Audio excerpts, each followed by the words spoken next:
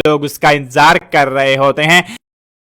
तो दोस्तों सीरियल मन अति सुंदर में हमें देखने को मिलने वाला है जहां पर असली राधिका किडनैपर्स के चंगुल से आजाद होकर घर पर पहुंच जाती है और जैसे ही असली राधिका घर पर पहुंचती है तो वह देखती है कि नकली राधिका तैयार होकर शादी के मंडप में जा ही रही होती है। तभी असली राधिका जाकर उसे धक्का दे देती है और नकली राधिका को वह एक कमरे में बंद कर देती है और कह देती है कि दिव्यम जी से तुम शादी नहीं कर सकती और मैं ही दिव्यम जी से शादी करने वाली हूँ और मैं शादी के बाद तुम्हारा पर्दाफाश कर दूंगी, तब तक तुम इसी कमरे में बंद रहो। यह कहकर असली राधिका नकली राधिका को एक कमरे के अंदर बंद कर देती है और फिर असली राधिका उसका शादी का जोड़ा पहन लेती है और उसे अपनी ड्रेस पहना देती है। इसके बाद असली राधिका शादी के मंडप में पहुंच जाती है जहां पर सभी लोग उसका इंतजार कर रहे होते हैं और वहां पर असली राधिका दिव्यम से शादी करने वाली है और जैसे ही शादी कंप्लीट होती है असली राधिका सभी घर वालों के सामने कह देती है कि मुझे आप सभी के सामने एक बहुत बड़ा राज खोलना है